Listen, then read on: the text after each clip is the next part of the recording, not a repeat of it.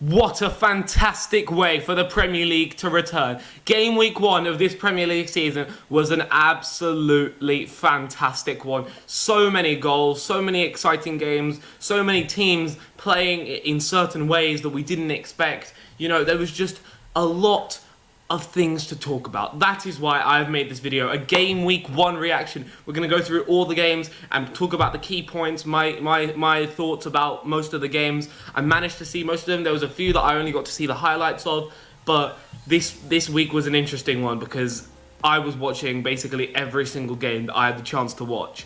And it was unbelievable. There was so many things that need talking about. My FPL team, game week 1 was a bit of a disaster, but that is partly my fault because I didn't actually have Salah. I went with Haaland instead. Hopefully that pays off in game week 2 against Ipswich, we'll see. But regardless, I'm very happy Salah did so well because Liverpool, 2-0 win, Arne Slot, but we're going to get to that later because honestly, after that game, as a Liverpool fan, I'm so gassed. I'm so gassed. I think this is going to be a good season for us. But starting at the very first game of this game week, the game that kicked off the 24-25 Premier League season, Manchester United versus Fulham at Old Trafford, which finished 1-0 with a late Joshua Zirkzee winner. Now, initially in this game, I thought in the first 20-30 minutes, I don't think either team was very good, not many chances. And then Bruno Fernandes, who was in my FPL team, blew 2 chances and I was mad, but I did want Fulham to win while watching. But of course that didn't happen when Joshua Zirkzee came on. I mean, Garnacho came on, he gets the assist, he did miss an absolute sitter in the last minute. But my main takeaways are much better from United, better than last season. Like, overall, Fulham had chances, absolutely, and they had that one move where I think Andreas Pereira doesn't play a good enough pass, otherwise one of their players would have been one-on-one through against Onana. So that was a moment in the United defence where I felt like it was a bit shaky. But overall, I feel like United were much better. I think Mazraoui was very, very good. Lisandro Martinez got skinned by Adama the first time. He dealt with him the second time. He did really, really well. I thought Onana was decent in goal, didn't really do anything wrong. Kobe Mainu was okay. You know, Casemiro, I think, going forward in terms of combination, I think it was pretty good. Defensively, still a bit caught out. I don't think Mason Mount had his best game. I don't think Rashford had his best game. Bruno was okay. He was making stuff happen. He didn't finish his chances. And then Zirkzee, when he came on, a very nice goal. He was linking up well, you know, dropping in deep. He's a good player. Technically, he's very good. He's physical as well. Now, I don't think he's going to be much of a goal scorer for them. But overall, just as a footballer, I think he's very good. I'm very excited to see his role in the team. Now, United's pressing structure of like a 4-2-4 was interesting as well with Mount and Fernandes to kind of take care of the centre-backs. And I think it worked out very well. I think it was the best that I've seen Man United press in a long time. Fulham, they were okay, they were alright. I mean, Old Trafford first day of the season is never easy, and they did manage to create some stuff. I feel like defensively they weren't too bad, and they were very, very close to hold on to the draw, so not bad from them. I'm looking forward to see what we can see from Fulham this year. I think Marco Silva's a good manager, and now they've got some easier fixtures. I think they'll pick up more points. United, now Brighton and Liverpool, these are going to be 2 games that really test them. We'll see how they do. Game week 1 also continued on Saturday at the 12:30 kickoff at Portsmouth Road, where our boys Liverpool took on Ipswich Town, and of course we won 2-0. Now, my thoughts on this game. Obviously, I was just so gassed to see Arne Slot's boys in the Premier League. I was like, come on, this is the moment that we've been waiting for, the first game. Let's see how it goes, because I was too young to witness Jurgen Klopp's first Premier League game. I didn't watch it, obviously. I was like 5 years old maybe. So this was the first time going into it with a new manager, you know, and it was a completely different feeling. And I was really, really happy with the result. Now, in the first half, it wasn't great. We didn't manage to create chances. I was a little bit disappointed with the way we were playing. There was nothing really there. That was also partly to the referee just blowing everything. So really not letting us... Every little push was a foul, so that was a bit of a problem. But in the second half, we got it clicking. We brought on Konate for Kwanzaa. I got Konate and Kwanzaa mixed up. Yeah, we brought on Konate for Kwanzaa at half-time. Arne Slot said it because we weren't winning enough duels. And then 60 minutes, the deadlock was broken. A great move from Trent and Salah, who Salah played it first time to Diogo Jota, a calm finish into the corner, 1-0, and then just 5 minutes later, Salah does it again, an opening day machine. It was just really good. There were a few moves. I think Diaz definitely should have scored. I feel like we could have scored more. We had chances. I don't think Ipswich really did anything attacking wise to hurt us. I think the clean sheet was fine. It was deserved. And then later on, we saw the appearance of Bradley, of Kakpo, and of Simicast. But by then, the game was already done. Nothing really happened. And yeah, we could have scored more, but 2-0 is absolutely fine. Slot ball, the patterns of play. I think I have to talk about Ryan Gravenberch as well. The way he was opening up in the half turn, spraying those passes forward, the diagonals, in between the lines. He was really, really good. He was progressive as well. He didn't want to pass backwards, always looking forward to see if he can make that pass. And he pulled off those passes. I was really impressed. I think Szoboszlai was good, and our engine in midfield. Van Dijk was solid. I mean, if you look at the second goal, the diagonal that he plays to Salah is just elite. That is what we see from Virgil van Dijk, and I'm just so excited to see us next time into Anfield, Brentford at home. Come on, I'm really, really gassed with this Liverpool team, and I think things are going in the right direction. I think Slot is a good manager, and I think he's worthy to take on from Jurgen Klopp. Now, the next game I want to talk about is the Arsenal game.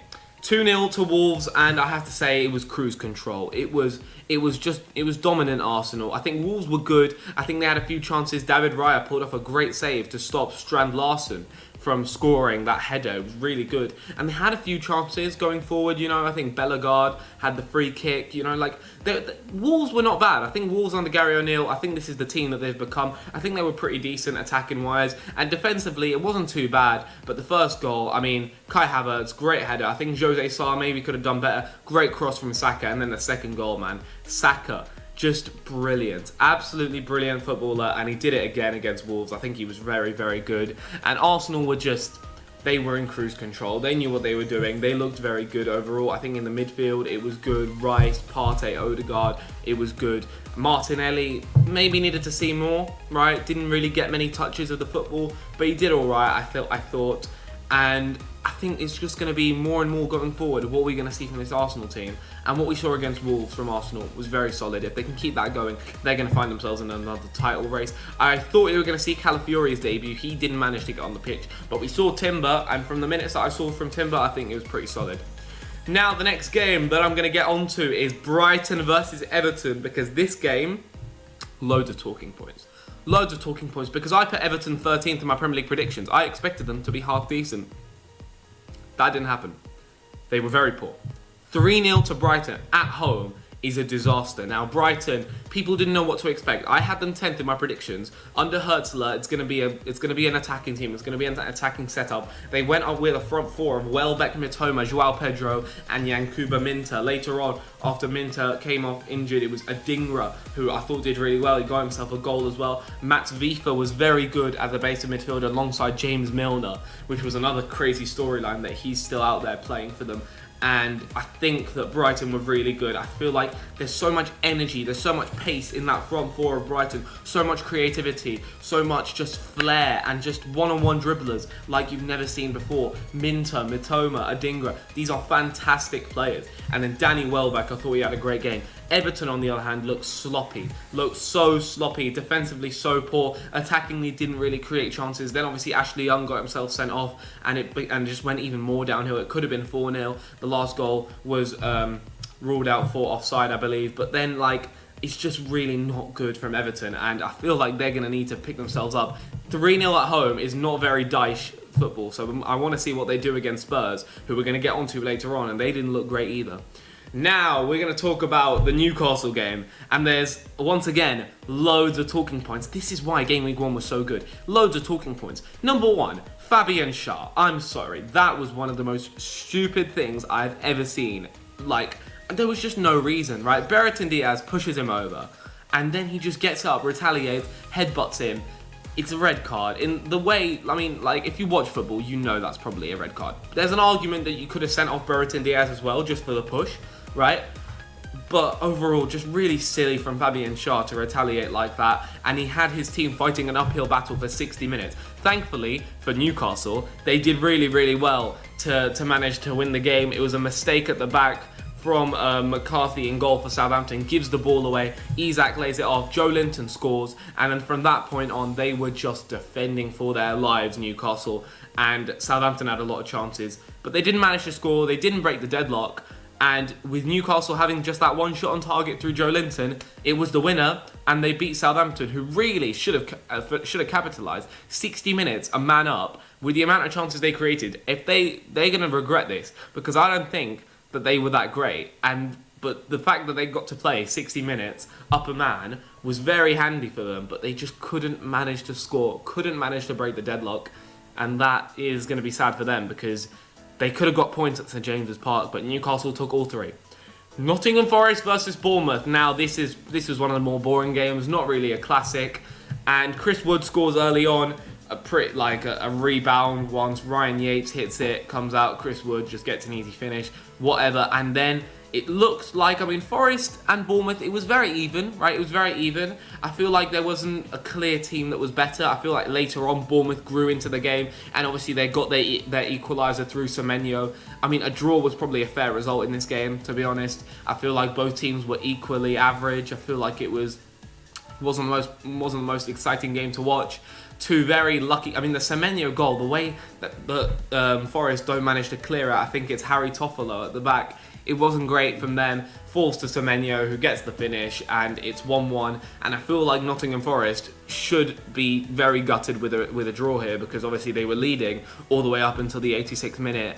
And to come away at that home game against Bournemouth with 1 point is a bit sad for them. But Bournemouth, after losing for so long, 86 minutes, 1-0 down, to get the equaliser, I feel like they'll be very happy. And I want to see Bournemouth this year. I feel like they're going to be an interesting team to watch. Obviously, without Solanke, and they have signed Evan Nielsen from Porto for, I think, £40 million. And I think he's a good player. I think he's a very good player. Scored a lot of goals at Porto last season. He scored 25. So we'll see if he can replace the goals that Solanke scored last season. Because Bournemouth are a good team, man. Bournemouth are a very good team.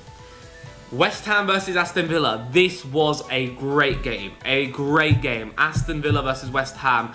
Aston Villa take the lead 4 minutes in. Amadou Onana, the easiest header I've ever seen in my life. He was literally, no one was marking him. They completely forgot about him. He scores, and then West Ham are fighting an uphill battle. But the foul on Souček, a penalty, Lucas Paqueta buries it, and it's 1-1. And I thought for large parts of the game it was going to be a draw, because that was probably the fair result. Loads of chances, right? West Ham had loads of chances, especially late on when they needed to equalise. But we're going to get to that later, because John Duran gets a fantastic finish, laid off by Jacob Ramsey. Great finish into the corner after being linked with a move to West Ham to then score against West Ham for Aston Villa, the winner as well. It was really cool to see, and it was a good goal as well. But I feel like West Ham could feel a bit hard done by. They had chances later on with Souček as well. He had chances to score. That sitter in the 97th minute. He's gonna regret that. It was a pretty bad miss. But I feel like Aston Villa, they controlled the game for some portions of it, but they didn't really do much with it overall. I felt like Ollie Watkins, they couldn't get him into the game. He didn't have a shot at all. Now, of course, he's coming back from the Euros and he needs to still build up his match fitness. Only managed to get 60 minutes, but he was very quiet. I thought Bailey, Rodgers, McGinn, they were all okay. Tielemans was good in the midfield. He controlled he was the controller in there. Onana, great debut for him as well. 4 minutes in to get that goal. It was very solid. And I feel like West Ham looked good, right? They look good. I don't think there's any need to panic after a loss to Aston Villa. I feel like now they've got Palace, then City, then Fulham, then Chelsea. Some games where they can pick up points. I think Lopetegui, it's going to take him a while to get that system, because they've signed lots of players, so it's going to be a complete overhaul. It's interesting to see how West Ham are going to do. Lopetegui, I think he is a good manager. We'll see how he does at West Ham, but I feel like it's going to take time, right? I feel like it's going to take time. And a 2-1 loss to Aston Villa, who made it to the Champions League last year, isn't too bad, especially because they did play well.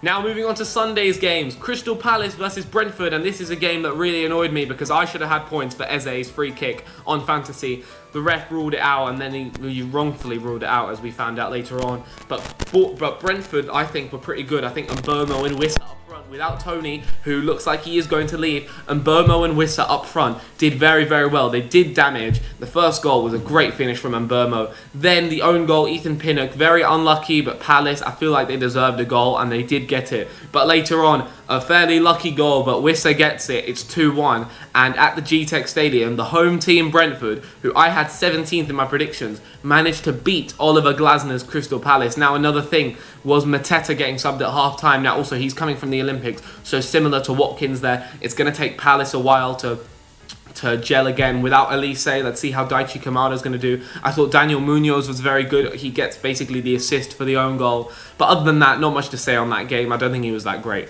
Chelsea, Man City. I mean, do I even have to say anything about this game? Same old Chelsea. City cruise control. It was 2-0. If City tried harder, it could have been more. Chelsea don't take their chances. Nicholas Jackson, I thought, was poor. The midfield, Romeo Lavia outshined both Caicedo and Enzo, particularly Enzo. I thought Enzo was very poor. Caicedo was okay. He was solid. Palmer, nothing to write home about, and Kunku didn't do anything. Pedro Neto, when he came on, nothing really.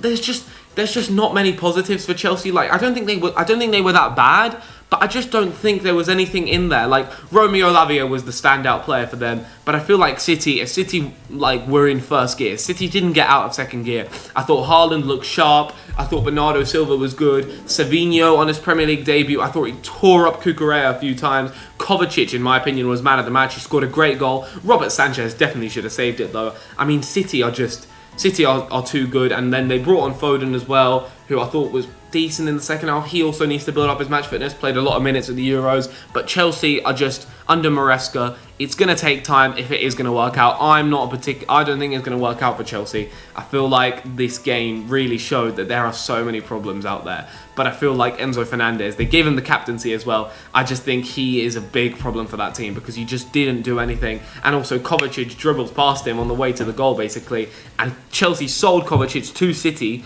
and they brought in Enzo to replace him, and it was poetic. And also, how can I forget Haaland, Cucurella? I talked about this in my Prem predictions, and just Haaland completely tore him up, and Cucurella, I mean, it's funny. Like, I do love the song, and Haaland is just looking really, really good. I hope he can get some points for me on my fantasy against Ipswich, because I'm gonna need it. And he's a great goal scorer. Just as a finisher, fantastic.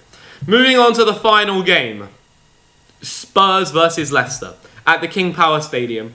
What a game this was, because Tottenham go 1-0 up through Pedro Porro, a good header, very, very good header, great cross from Maddison, and I think in the first half, Leicester didn't do anything pretty much. They had absolutely nothing, no chances at all. But in the second half, things changed a little bit, and the equaliser, Jamie Vardy is having a party, and he equalises after a great cross from Fatawu, gets left at the back stick, completely wide open, and he headers it from close range. And then, from that point on, Spurs didn't really manage to get themselves into the game. Towards the end, they had a few chances, they had more possession, but they just couldn't manage to find a way through. I thought that Solanke wasn't really great. I thought Maddison was good. Son was okay. He had a few dribbles here and there, but I don't think he had any shots, any shooting opportunities for him to break through.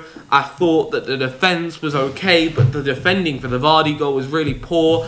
Spurs have still got something to work on here, but I think it's going to take time. I think Ange's going to get them playing proper football soon. I think Solanke needs time to settle in, but we'll see. Leicester's return to the Premier League, and not many people gave them a chance. A draw against Spurs is very, very good, especially considering the fact they came from behind. And Jamie Vardy, man, he's still got it. So, thank you very much for watching till the end. Drop a like on this video, subscribe for more. I'm going to be doing more videos covering the Premier League and more. See you guys soon.